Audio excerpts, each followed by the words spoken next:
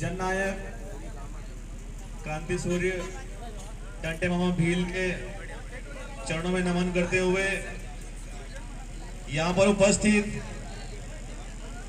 हमारे आदिवासी समाज, दलित समाज के शेर जो इस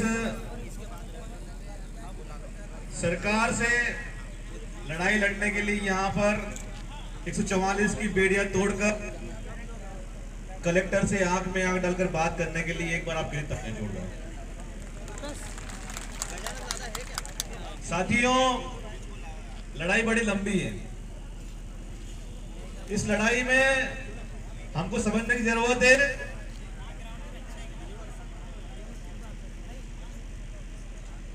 धूप आ रही सामने से। एक तरफ तो इस देश को हिंदुत्व की ओर धकेलने वाले, अपने आप को राष्ट्र हितैषी बताने वाले, एक तरफ हमारी एक आदिवासी बहन को इस देश की सबसे बड़ी गलती राष्ट्रपति बनाने का, द्रौपदी मुर्मू जी को राष्ट्रपति की कुर्सी पर बिठा काम करते हैं, और वहीं उसी की सरकार में उसी की पुलिस द्वारा एक पुलिस थाने के अंदर हमारी आदिवासी बहन को बेइज्जत किया जाता है, उनके कपड़े उतारने को मजबूर किया जाता है। तो साथियों को समझने की जरूरत है कि इनके चाल और उनके चरित्र में कितना अंतर है। यहां पर मध्य प्रदेश के अंदर जब भी दलितों, आदिवासी पिछड़ों ने अपनी लड़ाई को लड़ने का काम किया है, सरकार ने उनको दबाने का काम किया। साथी, आप देख सकते हैं कि जब नेमावर के अंदर हम लोग गए थे, नेमावर, तब भी 144 लगाने का काम किया था, लेकिन वहां पर भी नीले और पीले गमछेदारी पीछे नहीं हटे और सरकार की छाती पर वहां पर बहन को न्याय दिलाकर सीबीआई जांच हुई उसके लिए। वैसे ही हम लोग नीमच के अंदर कन्हैयालाल भील के लिए गए थे। कन्हैयालाल भील को बताया ना आप लोगों को कि भाई उसको, हमारे भाई को घसीट कर मारा गया था। तब भी वहां की सरकार ने कहा कि 144 लगी है, आपको शहर के अंदर एंट्री नहीं है।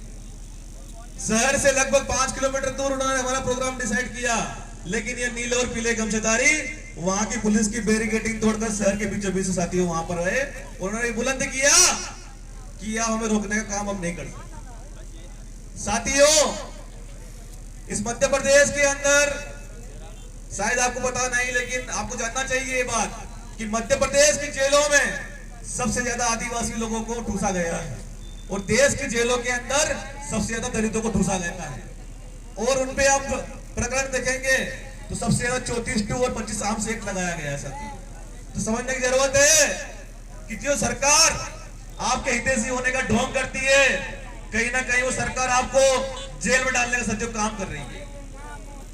यहां पर मुझे मालूम पड़ा कि ये खरगोन भी 5वीं अनुसूचित क्षेत्र है। तो साथियों, जैसे लोकेश मुजादा भाई ने कहा कि भाई महुआ भी आपका, फल भी आपका, बनाने वाले भी आप ही लोग और पीने वाले भी आप ही लोग, तो ये आबकारी विभाग का क्या काम है? तो मैं उसी बात को आगे बढ़ाना चाहता हूं कि जब महुआ भी हमारा है, पेड़ भी हमारा है, बनाने वाले भी हम ही लोग हैं और पीने वाले भी हम लोग हैं, तो शिवराज सिंह चौहान की जो दारू है उसको बैन कर दो साथी अपने क्षेत्र के अंदर, तब जाके काम चलने वाला है। शिवराज सिंह चौहान की अंग्रेजी शराब, देसी शराब को आप सदियों तालाबंदी करने का काम करें और ये मांग करें। अभी तो मुझे बोलने में मैंने परिचय भी दिया है। यही कारण है कि हम लोग, ठीक है, आपका तालियों शुक्रिया करूंगा। अरे कलेक्टर आएगा तो हमारे यहाँ नीचे बैठेगा हमारे भाइयों के बीच में। समय ज्यादा कम है इसलिए कलेक्टर आएगा तो वो नौकर है हमारे यहाँ बैठेगा बीच में आके हमारी बात सुनेगा खड़ा होकर, ऐसे नहीं कि वो छाती पे तेल डालेगा। साथियों, अगर आपको वाकई में हमारी सोमती बहन को न्याय दिलाना है तो आपको ये प्रण लेना पड़ेगा कि अनुसूचित क्षेत्र के अंदर से अब हमें अगली मांग ये रखनी होगी कि इस अनुसूचित क्षेत्र के अंदर से हमें देसी शराब के ठेके और अंग्रेजी शराब के ठेकों को तालाबंदी करके उनको बैन करने का हमें काम करना पड़ेगा, तब जाके कहीं आपके महुए को यहाँ पर वरीयता मिलेगी।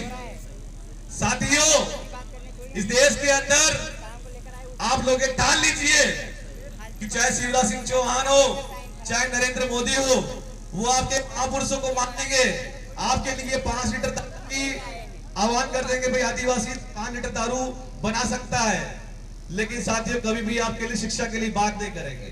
तो मेरा आपसे यही कहना है कि आप लोग जगह जगह ज्ञापन दीजिए और 5 अनुसूचित जो क्षेत्र है हमारा, इस क्षेत्र के अंदर शिवराज सिंह चौहान के जो ठेके हैं उनको बंद करवाने का साथियों आप लोग काम करवाइए, तब जाकर कहीं हमें उस बहन को न्याय मिलेगा साथियों। दूसरी बात